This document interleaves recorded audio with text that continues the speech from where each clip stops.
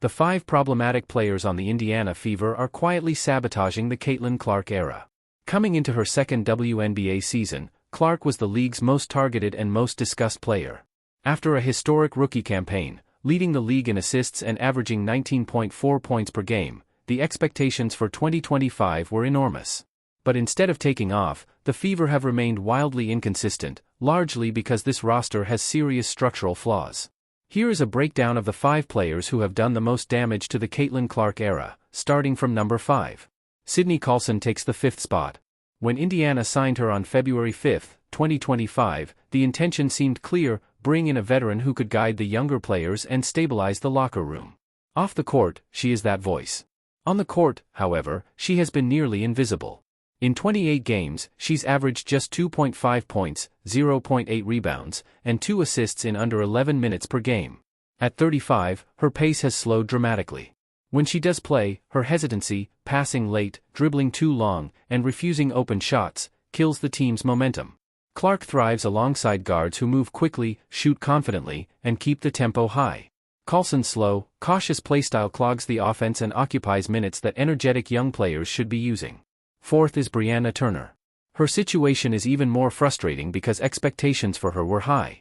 Once known for toughness, shot blocking, and relentless defense, Turner has not resembled that player at all this season.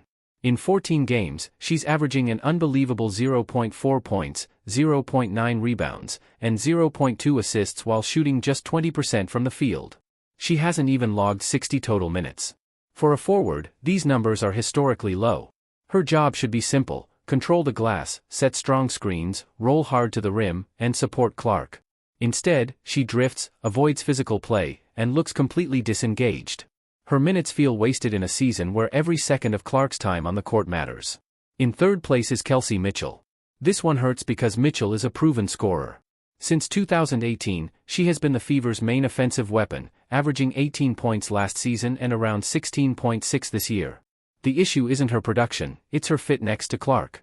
The offense now runs through Caitlin, meaning the ball must move quickly, spacing must be clean, and rhythm must remain tight.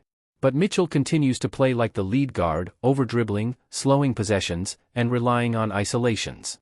When Clark controls the ball, the offense flows. When Mitchell takes over, the tempo stalls and spacing collapses. Her ball-dominant style clashes directly with Clark's playmaking. Add in her defensive struggles and looming contract demands, and Indiana must ask whether paying her top-tier money makes sense when Clark and Aaliyah Boston are clearly the franchise cornerstones.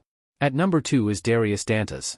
When Indiana brought her in during 2024, the vision was clear: floor spacing, toughness in the paint, and rebounding. But in 2025, her production hasn't matched the expectations. Averaging just 5.0 points and 2.4 rebounds on under 38% shooting, she hasn't provided the finishing or spacing the offense desperately needs. She moves slowly, disappears in tight moments, and struggles in transition. Clark's system requires quick decision-making: drive, kick, shoot. Dantis hesitates, breaking rhythm and killing momentum. Defensively, she struggles to switch, rotate, or protect the rim, forcing Clark to compensate for her mistakes.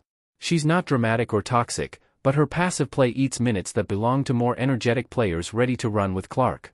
And at number 1, the biggest obstacle to Caitlin Clark's system this season has been Natasha Howard. On paper, she was the perfect signing: a former All-Star, 3-time WNBA champion, and interior force. But her on-court impact has been a slow-motion disappointment. She's averaging 11.6 points and 6.8 rebounds, which seems solid until you see the bigger issue: she's missing 41% of her shots near the rim. Point-blank misses, blown layups, and sloppy finishes have become routine. Clark's style demands forwards who can finish strong in the paint or stretch defenses. Howard is doing neither. She avoids hard rolls, drifts away from the basket, and constantly resets possessions instead of attacking. Defensively, her decline is even more obvious. Once elite, she now struggles to move laterally, reacts late, and becomes an easy target for opposing guards. Her body language is flat: slumped shoulders, slow jogs back on defense, and little engagement during huddles. Instead of being the veteran leader Indiana needed, she has become a barrier to the team's pace, spacing, and identity. At the same time, the contrast with Clark is glaring. Even while injured, Clark constantly communicates, encourages teammates, and pushes the team with urgency. Howard, meanwhile, drags the offense down, blocks opportunities for developing players like Michaela Onyenwere and Chloe Bby, and slows the game to a crawl. Every second of hesitation creates lost opportunities, wide-open cuts, fast break points, or quick reads that Clark thrives on.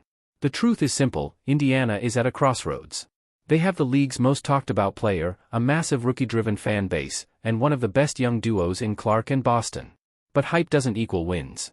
If the Fever don't clear out the players slowing the team down, they risk wasting Clark's prime, and possibly losing her altogether. The formula for success is straightforward: surround her with players who defend, run, shoot, cut, communicate, and play with urgency.